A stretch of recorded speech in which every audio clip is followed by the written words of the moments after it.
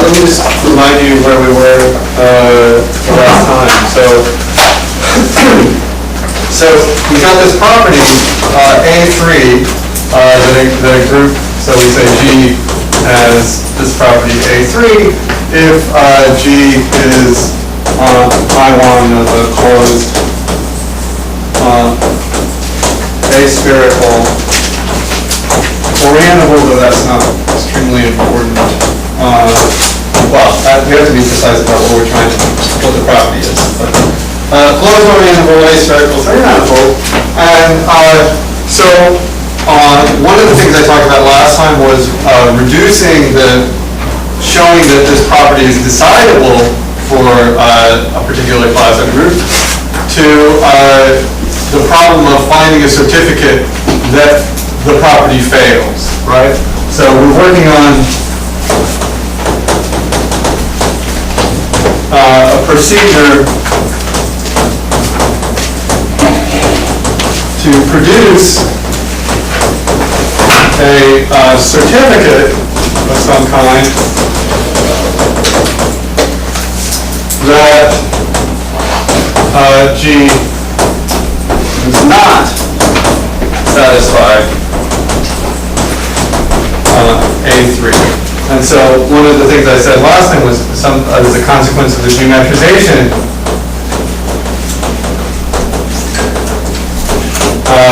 conjecture implies that not A3 is the same as the sort of four things. So not a hyperbolic manifold, and not a Seifert-Fiber space with base orbifold, non-positive Euler characteristic, and not a Sol manifold, and not fundamental group of a aspherical manifold with acylindrical JSJ, 4 acylindrical JSJ. I didn't say what that meant, but hopefully I'll get to that today. And then last time we said, okay, so a certificate for non-A3 is going to be 4 certificates altogether. It's going to be, we're going to certify that it's not hyperbolic. We showed how to do that last time. Certify that it's not Seifert-Fiber, not Sol, and not one of these 3 manifolds with acylindrical JSJ. So last time we produced a non-H certificate.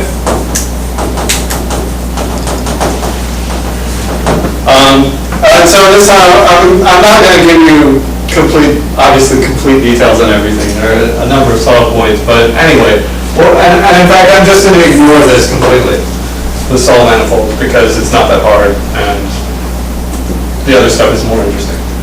Trust me. So we're going to concentrate on this, and hopefully I'll have time to say something about this. Could you repeat the end of the hyperbolic case? Non-hyperbolic. Showing that it's not hyperbolic? Right. So we construct the representation variety. We look for, and using sort of computational algebraic geometry, we pick out the rigid representations. We have a finite list of rigid representations. And then for each of those representations, we try to show that either it's not faithful, or it's indiscrete, or it has an elliptic in it, or a parabolic. For each of these rigid. For each of these finite, yeah, we have this, for each of these, about row 1 up through row n, this sort of finite list, and we've got G going into SL to Q bar, so we can do computations, so that's important. And we try to show, so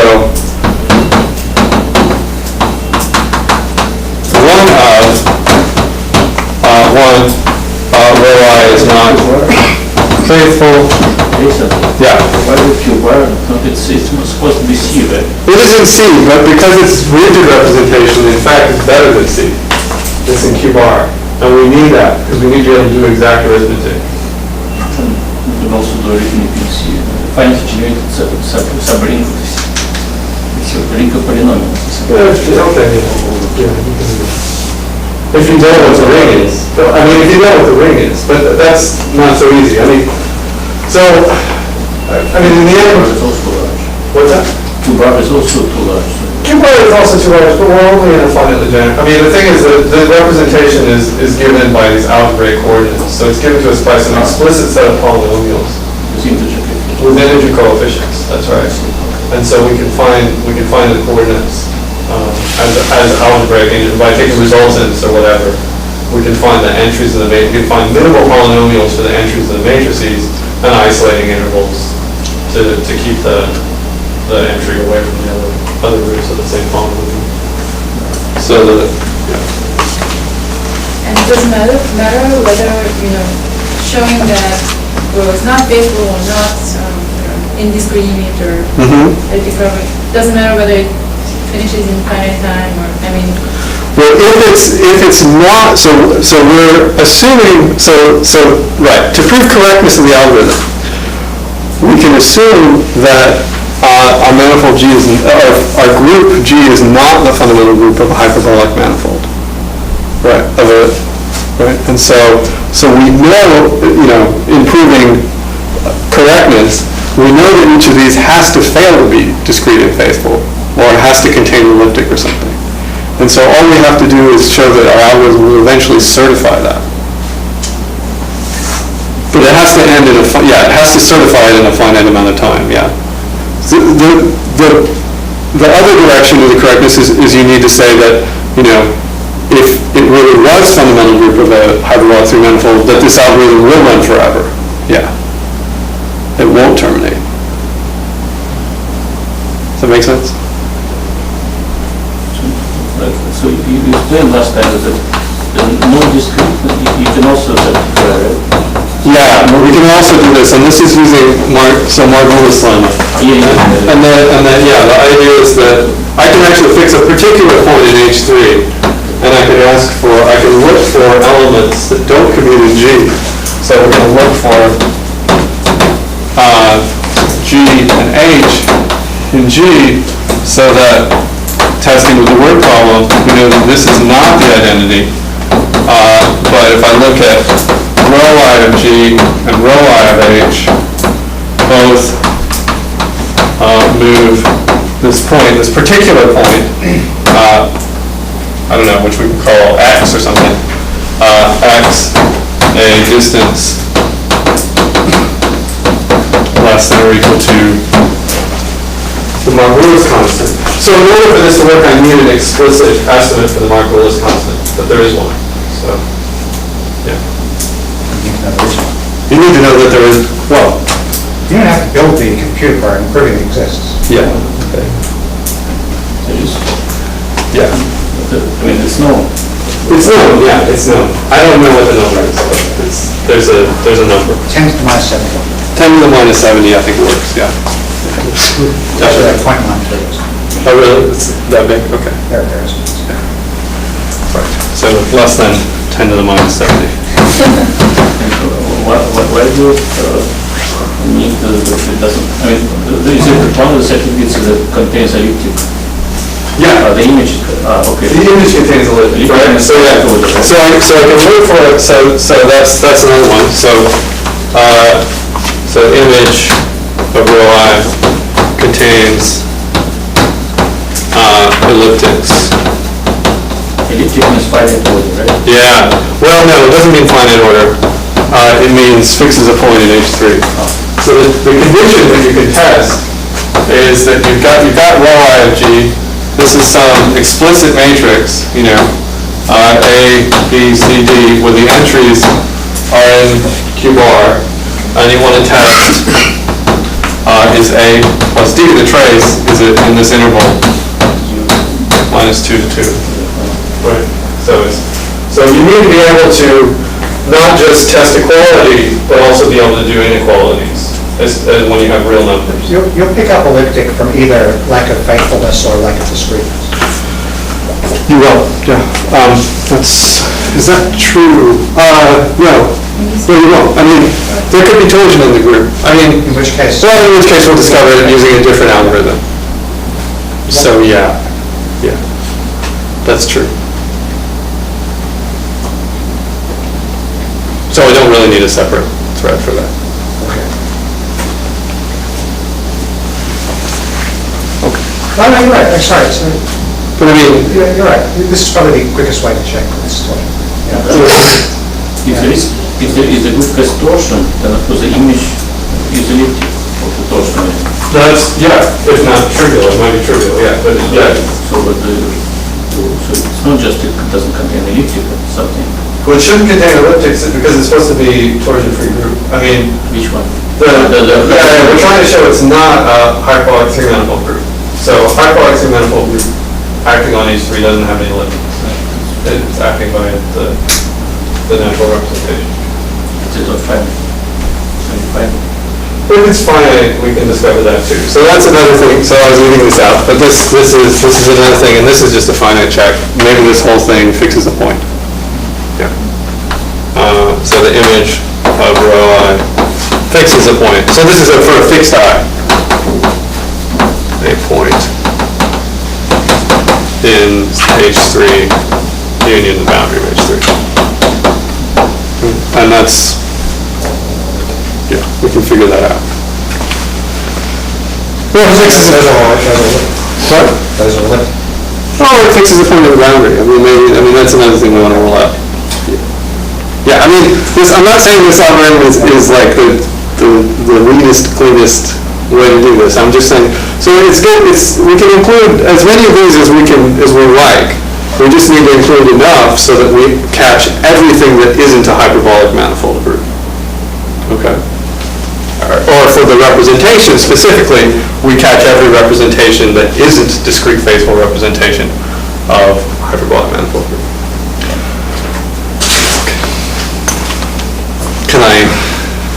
More questions about H? There's one other thing that you have to do, which is, I mean, there are discrete faithful representations of certain groups which don't have co-compact image. Right. Z for instance. Yeah, I mean, so, well, that's going to get caught here. Yeah. So Let's say take a geometrically finite group, something like that, right? But that's not going to be rigid. So it doesn't show up here in this list. It is rigid, it's just so it's an lattice. The image is a lattice. No, you could be rigid and the image might not be lattice. You could be rigid and the image be indiscrete. No, if it's rigid and discrete and everything. Yeah. That's a lattice. So if it's rigid and then, if it's rigid and none of these four threads stop with a proof that it's not discrete faithful, then it really is discrete faithful. Yeah.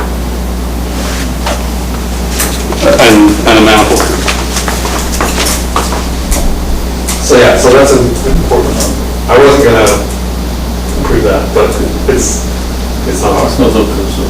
It's not obvious, no. Well, okay, so if the representation is discrete and faithful and image contains no elliptics and parabolics, then there's nothing else to say, right? Then it's, you've got a holonomial representation for a fundamental of some hyperbolic manifold. But it might not be finite volume, or it might not be finite volume, but that's where you use rigidity. So But if it might not be co-compact is what I mean, yeah. But if it's not co-compact, then it's not going to be rigid, and it's not going to be in the list. That's the proof. That's it.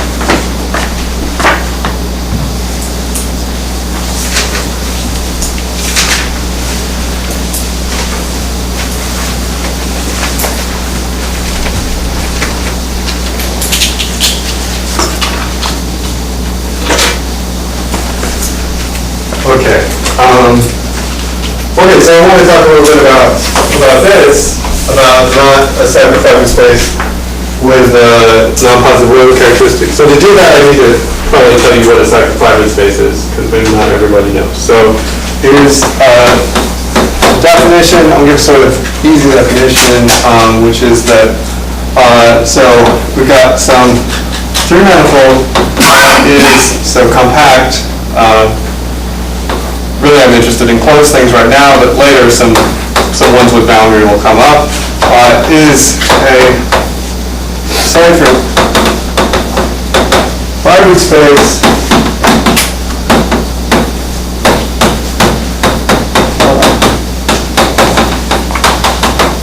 okay, and this is actually a theorem, but never mind.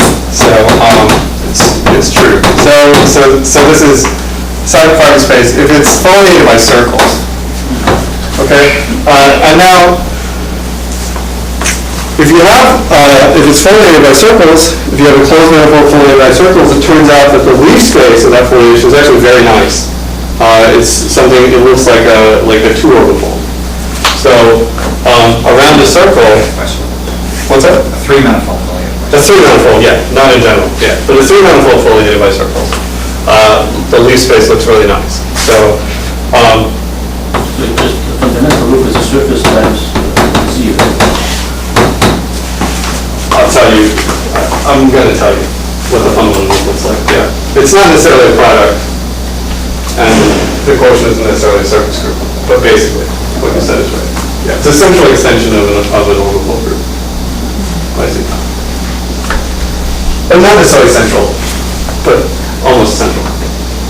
It could be, yeah, index 2 is a central extension. So local picture near a leaf, which I'll actually just call fiber, is going to be, so I've got my leaf here, and I want to look at a neighborhood of that leaf. So, and I'm identifying this top point to the bottom point, so I'm drawing an interval instead of a circle. Well, I'm going to glue, so I've got this cylinder, I've got this disk cross I, right, D2 cross I, modulo, I'm going to glue the top to the bottom by an isometry of the disk. So I'm going to say x comma 0 is equivalent to phi of x comma 1, and now phi is an isometry of the disk. Okay, and it turns out that those are the only sorts of things you have to look at. So the local picture looks like this. So for example, if the local picture, if this map phi is the identity, then this is something called a regular fiber.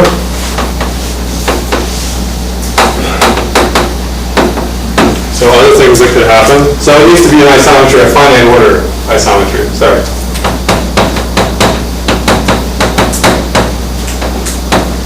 Right? If it's an infinite order, I'm going to get lines in there, not just circles.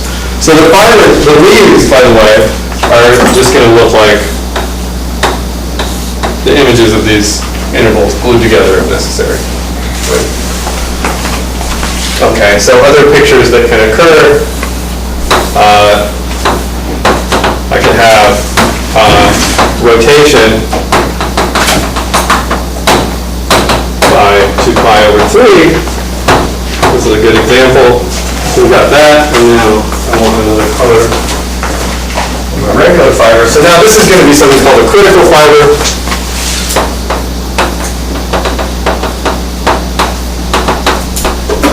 I'm going to color it red. And then let's look at kind of nearby fibers. So if I think about this vertical thing here, well, I'm going to glue it by rotation by 2 pi over 2. So it's actually going to get glued up to this vertical fiber, which is then going to get glued up to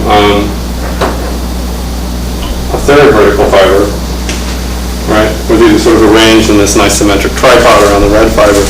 So these three together, so the yellow thing, this is another regular fiber, which wraps 3 times around the red fiber.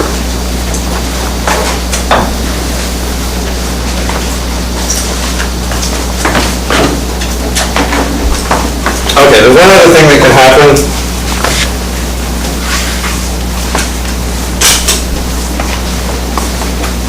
But I'm not going to worry about it, because it doesn't happen in an orientable 3-manifold.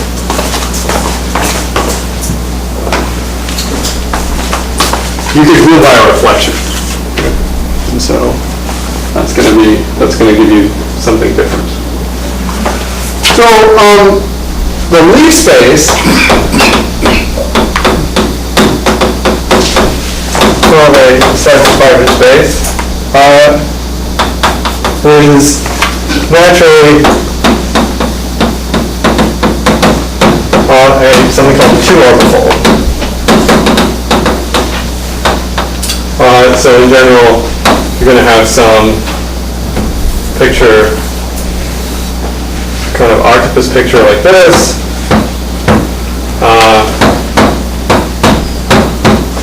Maybe some genus. So, for example, so if I look at the image of this, you see that it's surrounded by these fibers that look just exactly the same as it. So I can just take locally I can take a nice little cross section, which is a disk, and that's some disk on the surface. So this is a neighborhood of a regular fiber goes onto a disk. Okay. Now if I try and do the same thing here, I look at this disk. Well, I see that disk hits this red fiber exactly once, but it hits my yellow fiber 3 times.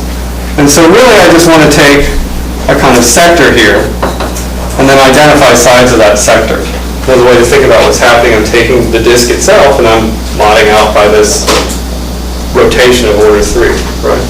And so that's going to show up over here. So like we've got like this is going to project to something, a little neighborhood of this regular, a little neighborhood of this cone point.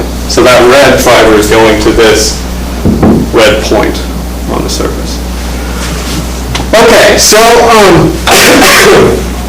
so useful facts.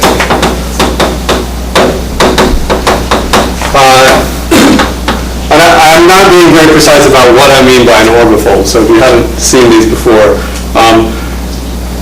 you can take what I'm about to say basically as a definition. So if you take a surface with some metric on it, and then you mod out by some finite group of isometries, then you get a kind of natural metric on the quotient space, but it has these kind of cone points around the fixed points of the isometries.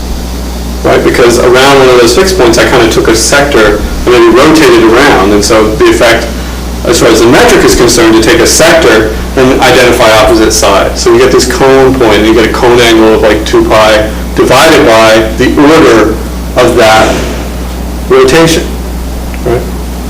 Also, reflections and things can happen, but we're ignoring those for now. So. Okay, and that gives you something called an orbifold structure on the surface. So if fiber space, I should say what's going on here. So we have a sort of bundle structure, and it is actually a bundle in the right category, I guess, where you take S1, and this is supposed to be a regular fiber,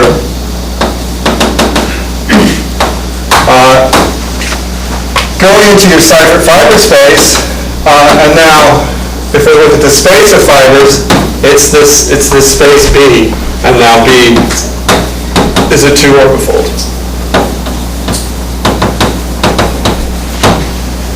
Okay, so on the level of fundamental groups, well first let me just we're going to specialize to the situation where M is aspherical. So if we assume M is aspherical, this is some Seifert fiber space M, then B is finitely covered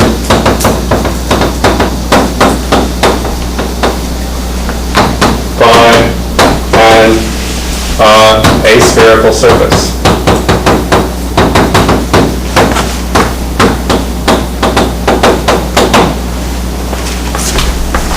Either something flat or something hyperbolic. That's a torus or a genus 2 surface, not a sphere. Yeah, if it's orientable, not a sphere. Yeah. So, I just mean Euler characteristic less than or equal to 0. So now, what's the fundamental group? So we can write the fundamental group, so and we can fit pi1 of m into a short exact sequence that looks like this. So we've got pi1 of m, and now here's the fiber group, and it's going to be cyclic, and that's infinite cyclic group is going to embed into the fundamental group of the manifold. And then the quotient is going to be, well, pi1 of this base space, but thought of as an orbifold. So what you can think of this group as being here is because with a finitely orbifold covered, so which is what I was talking about before, where you have some surface with a metric on it, and you mod out by a group of isometries that isn't necessarily fixed point free. I'm going to call that, and I look at the quotient, so the map from the surface to this quotient is what I'm calling an orbifold covered. So I'm being a little imprecise, but that's what I mean. And now I can sort of take that action and sort of lift it to the universal cover of the surface, which is either going to be Euclidean plane or it's going to be hyperbolic plane.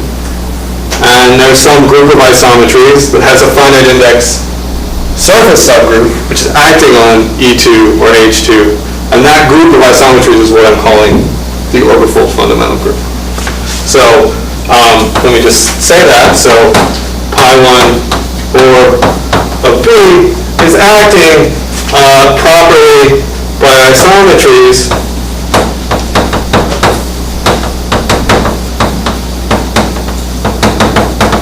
on either the Euclidean plane or the hyperbolic plane, right? And these are the two different cases where the base orbifolds can have Euler characteristic 0 in this case, or something negative in this second case of H2.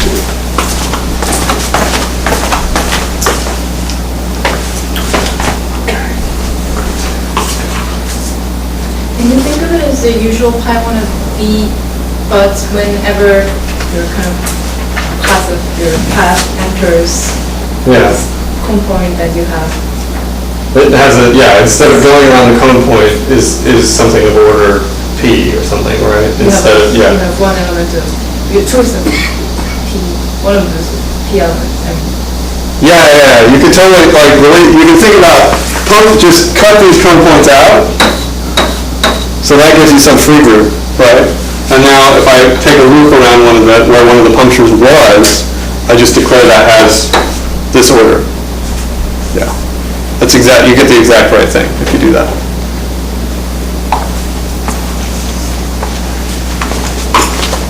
Yeah, and you can define fundamental group for orbifolds in general using some idea like that. Whether or not they're covered by manifolds.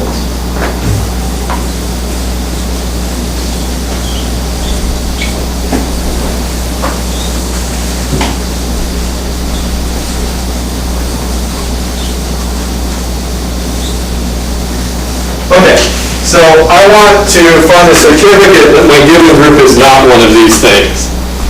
So here's some useful facts that simplify our lives.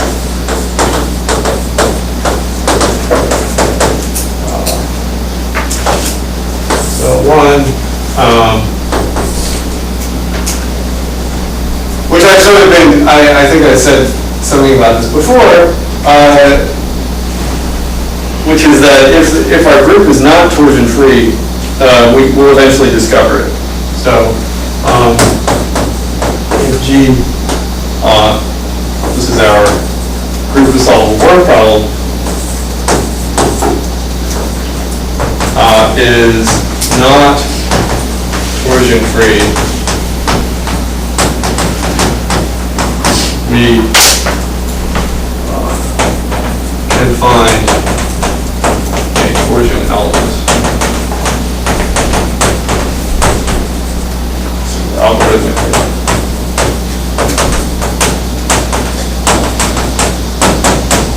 So you've got G, let me just say briefly what this is. I've got G given by this presentation. I have some Turing machine that solves a word problem in the presentation. I can recursively enumerate pairs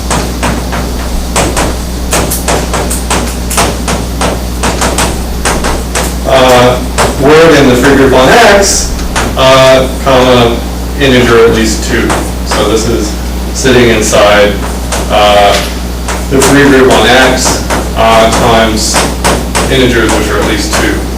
And then for each one,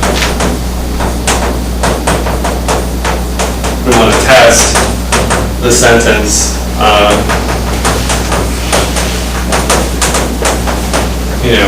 W is not equal to 1, but W to the n equals 1.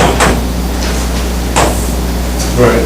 So we assume that we have an algorithm like this always running in the background. If there's torsion, we throw the thing away because we're looking for aspherical manifold groups. They don't have torsion. Second, there's this theorem which I'm going to go ahead and attribute to Zimmerman. I think that's correct. Plus, you need the demetrization conjecture. But if you add the demetrization conjecture to some old work of Bruno Zimmerman, you get the following statement, which is that if G is a torsion-free group,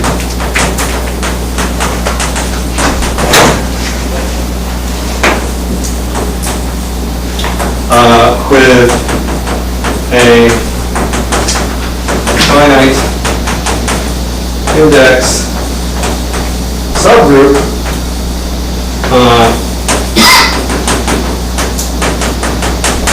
which is the fundamental group of a compact orientable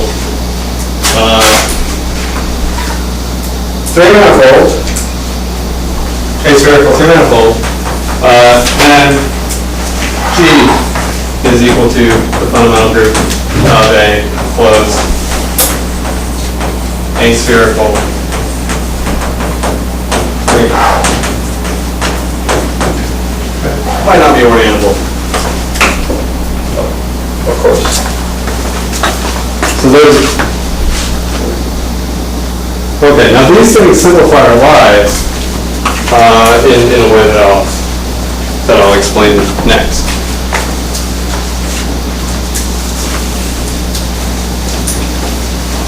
The point here is that, let me go back to this short exact sequence. So, for a cipher finite space, we have this, I'm just going to write pi 1 of B, even though it's the orbifold fundamental group. We've got this picture, and now there's a finite index subgroup of pi 1 of B, which is the fundamental group of a surface group. So this is finite index, right? And now I can just look at the pre-image here. So this is going to be fundamental group of some finite cover of M. And this M tilde, so M tilde is a surface bundle over a circle.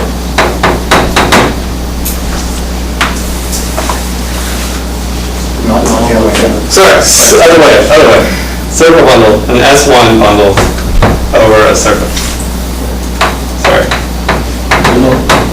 If they're bound on the inverse. Well, that's what we need. So that's what we're going to need, is to have a way to produce a bound. There is no universal bound.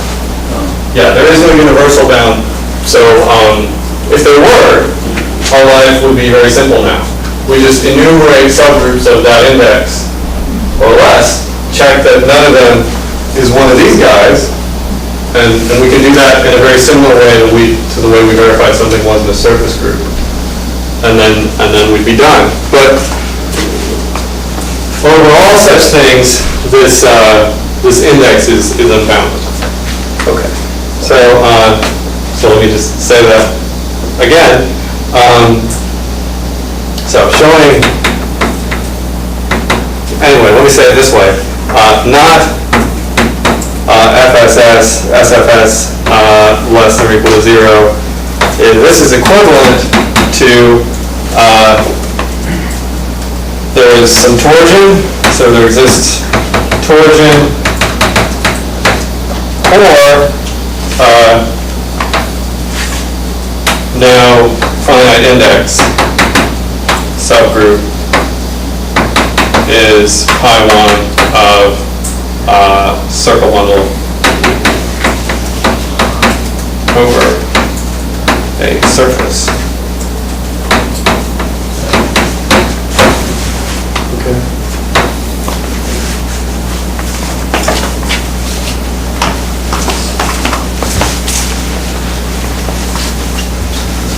So without going into details, just say proposition, which is that, so there exists an algorithm using factor sets, what I talked about before, to certify that a group is not pi1 of one of these circle bundles.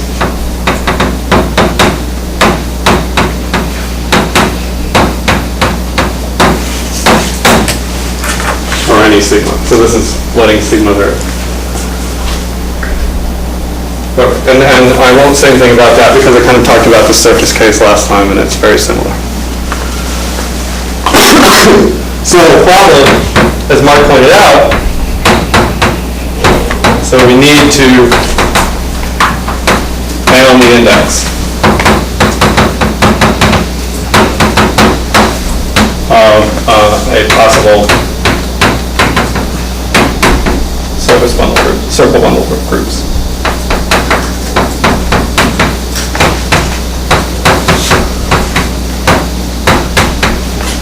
So the least index. Obviously, if there is a circle bundle group of some index, there are circle bundle groups of arbitrarily large index. But we want to know, so we only have to look so deep. And then if we don't discover any to that depth, then there aren't any. Or there's torsion. So, going back to thinking about Seifert-Freiberg spaces, if we think just about Euclidean Seifert-Freiberg spaces, there's only finitely many possible base orbifolds. Those all have finite index subgroups that look like tori. And so there's some universal bound. No longer true for hyperbolic bases. So let me just say that kind of flippantly as Euclidean base check mark, and then what about hyperbolic base? So how do we do that? So, well, we're going to go back to representation varieties. Now, you can compute homology groups, but that doesn't tell you much because you have lots and lots of that doesn't bound the index. So if you take a sphere with 3 cone points, P, Q, and R, I can make P, Q, and R as large as I want and still have trivial homology. Yeah.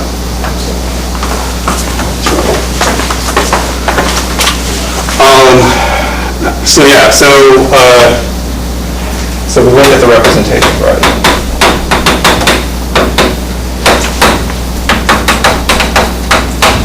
So, and it's now, it's not going to be the representation variety over SL2C, but over PSL2R.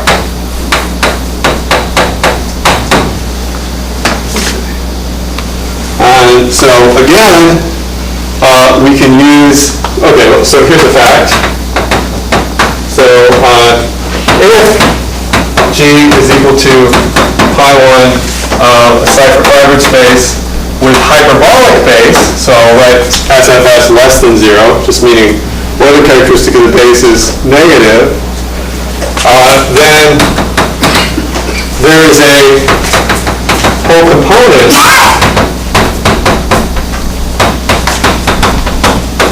of the representation variety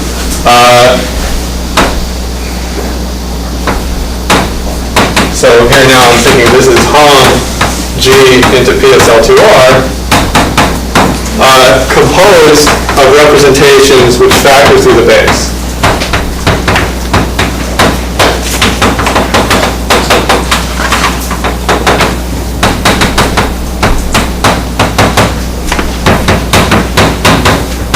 Which is this hyperbolic thing.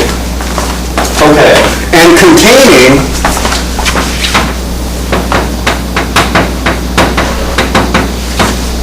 at least one faithful representation of the base. I hope that makes sense. That was a little clumsy the way I said that. I mean that there's at least one representation where the kernel is precisely the fiber subgroup. Okay. So now, if I look at the topological representation, which I don't know if I have time to define. So there's something called the topological representation, where you can take a component of a representation variety, and now you get a representation into algebraic into, in this case, pretend this makes sense, PSL2 of the function ring on that variety, right? And now that's got image in some finitely generated subring of that function ring, okay? And now I can do Silberg lemma to that, and I get a finite index torsion-free subgroup of the image. Okay, so okay, so a finite index subgroup of the image of what's called the tautological representation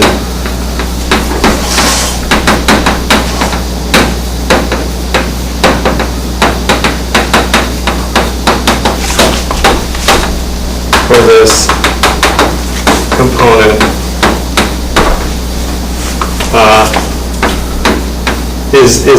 is isomorphic to pi 1 of some surface, where sigma g is a finite cover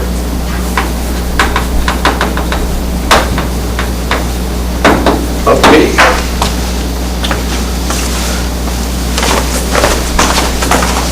So we need to be able to, right. And so how do I bound the index?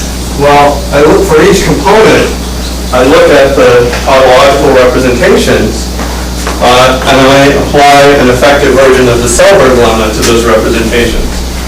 So,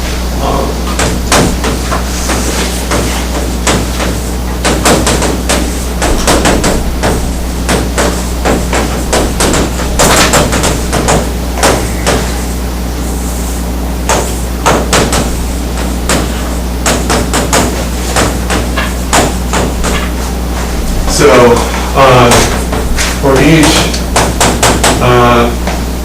component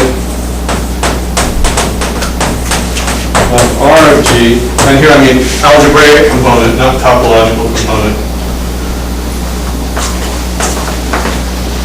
So there's some subtleties to do with PSL2R. I don't really want to be using PSL2R. I want to be using a different algebraic group. But it's ignore that. So for each component of the representation variety, we can use, so we get, so let's call the component C. We get something called the tautological representation. Let me just say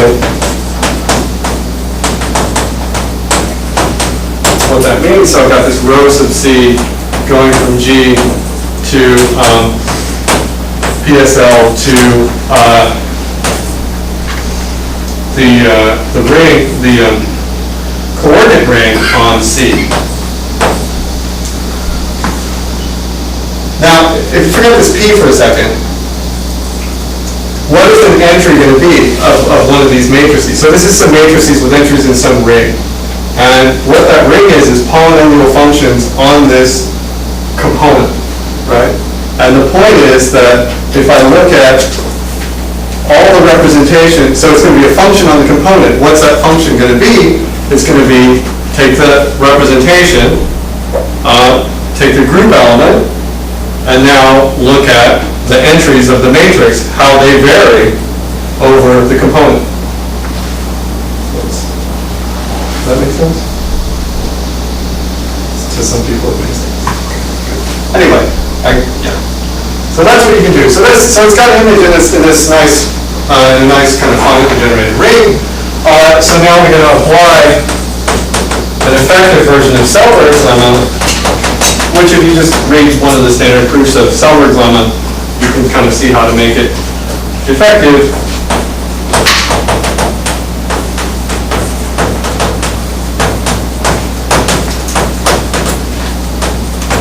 To compute an integer n, which depends on the component, so that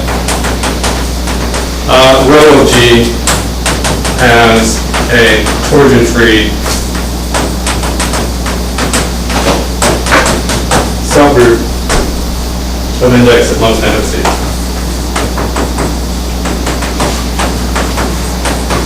Now, take the maximum over all components.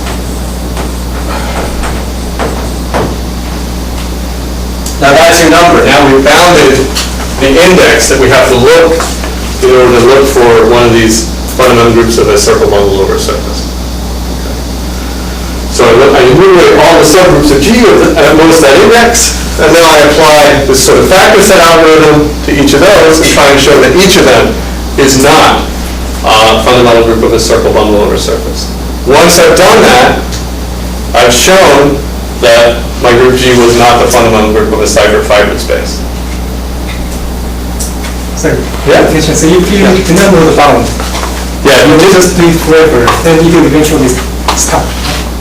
well, I mean, if you don't know the bound, then you don't know when to stop, right? So you could, maybe all the subgroups of index less than 10 to the 70 are not fundamental groups of circle bundles, but maybe there's one that's even deeper that is fundamental group of a circle bundle.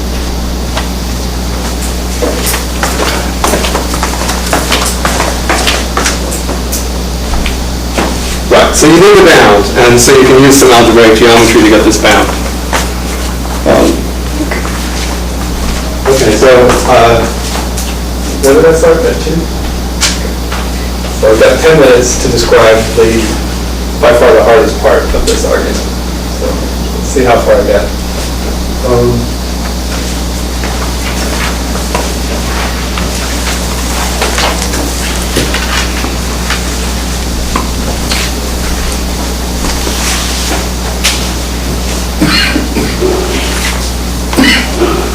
So I'm completely ignoring this that something is not solved. I'm not even going to tell you what a solved manifold is. Okay, so let's concentrate on certifying not a fundamental group of an aspherical manifold with a cylindrical JSJ. Okay, so let me tell you what the torus decomposition is. So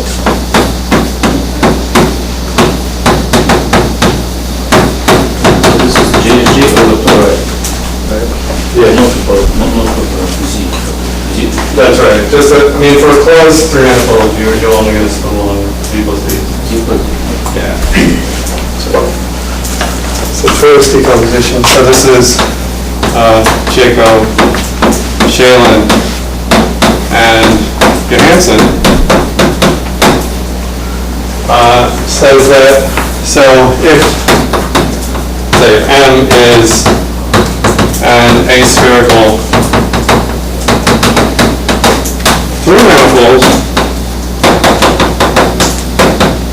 there is a canonical collection, say an aspherical, let's say orientable.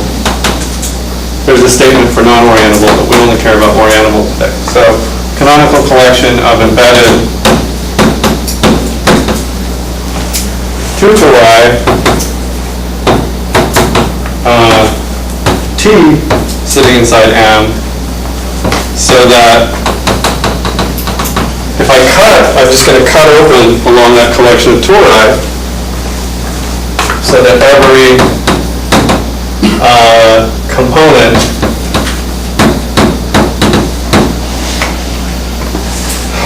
I should say incompressible as well. I just mean Python ejective here. So incompressible two tori, so that every component of M minus the union of the tori is either itself is either a cipher fibered space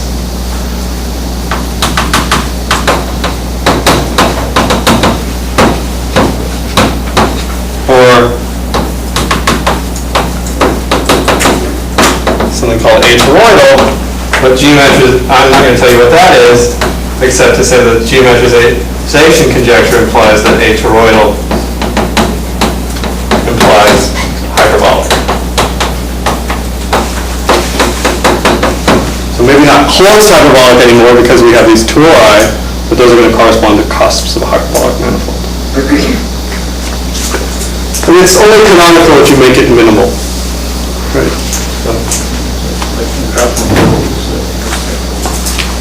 What about the graph? It has JSJ track. Yeah, for graph manifold, all the pieces will be cipher fiber.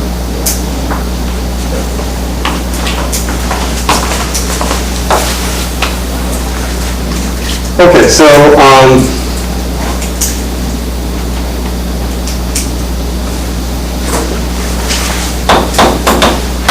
here's a sort of folk fact, but it was actually written down, so maybe it's not a folk fact anymore.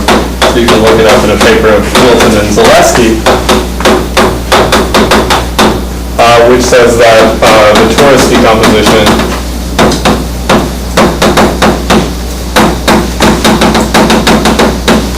thought of as a splitting of groups, thought of as a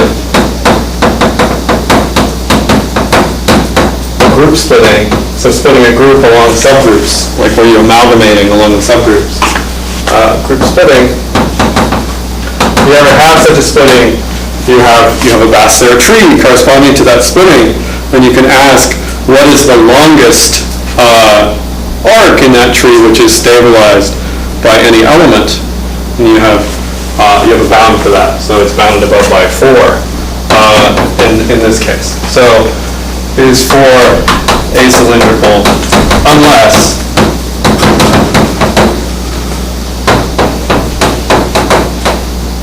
M is itself, unless M is a Sol manifold.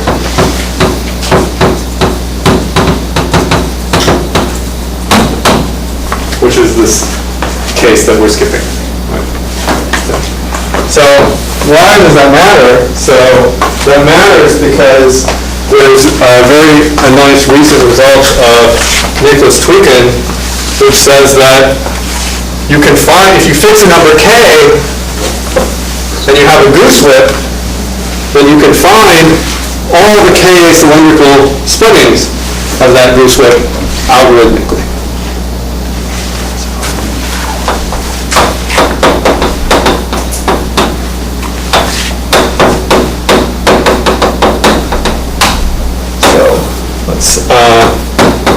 let G be a, sorry, there was an algorithm.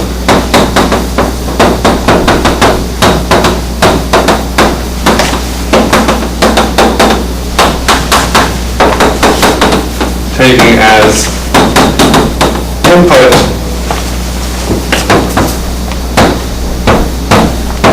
a goose whip and it's a group together with a machine that solves a word problem. It's a finite presentation together with a Turing machine that solves. Sorry, Roland Zaleski is for fundamental groups of isolated three-dimensional. Just for groups. Yeah, this is for three manifolds. Yeah, it's not true in general. But your input is an arbitrary group. Yeah. Oh, yeah, that's a three-manifold. That's right, you don't. But you only have to cut up along four asymmetrical splittings. Yes, sir. The fact is for three-manifold groups. The fact is for three manifold groups. Yes, thank you for clarifying that. That's important. So there's also a more general JSJ for groups, and it can be any kind of acylindrical or not acylindrical or whatever. You can't really say anything about that. So this is something special about torus decomposition of three manifolds.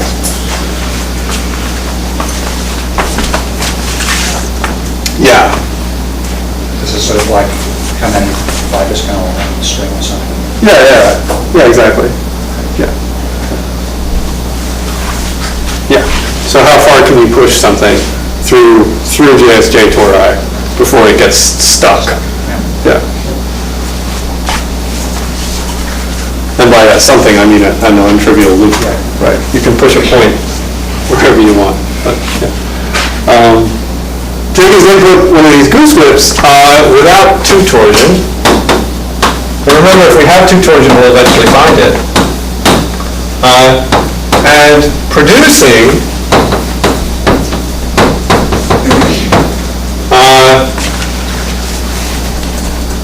so basically all, say, four acylindrical, so fix K.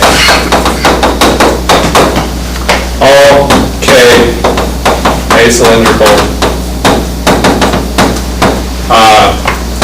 geometric splittings of G up to automorphism of G.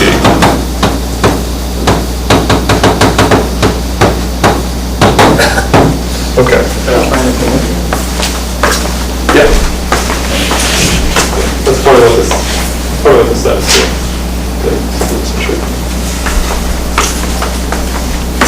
Well, I mean, and that has something to do with this geometric business. What's the geometric? So geometric means represented by a pattern in the presentation 2 complex, collection of tracks. Yeah. So I'm not so sure that there are only finitely many K cylindrical splittings, but there are only going to be finitely many represented by patterns up to automorphism group. And that's good enough for us though, because this torus decomposition will be geometric by a result of Dunwoodian Segui. So I'm going to say something about that.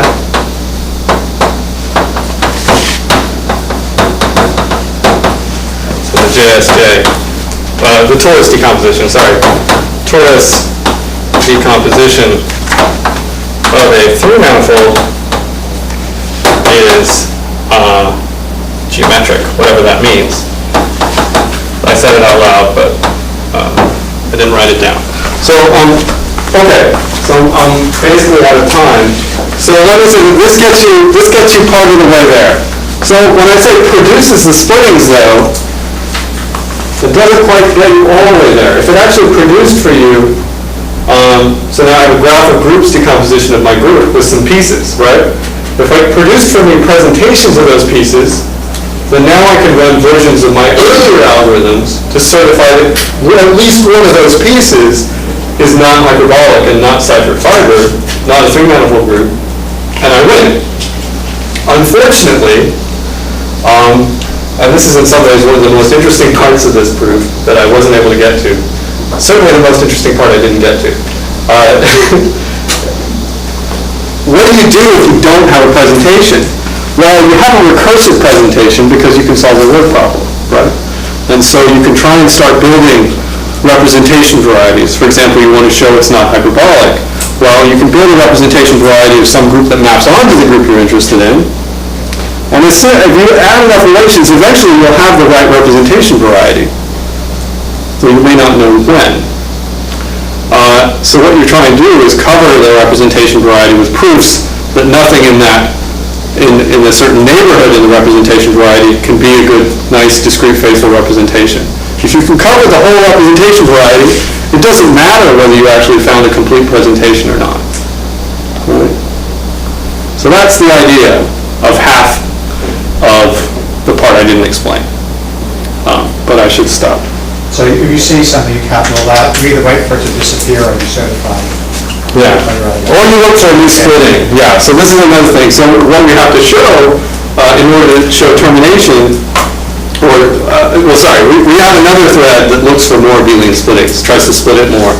So what we have to show is that if it's not a three-manifold group, and if we can't cover this piece by finitely many of these proofs, that nothing in a chunk is a three-manifold, is a discrete faithful representation, then there must be some action on an R tree that gives me a new splitting.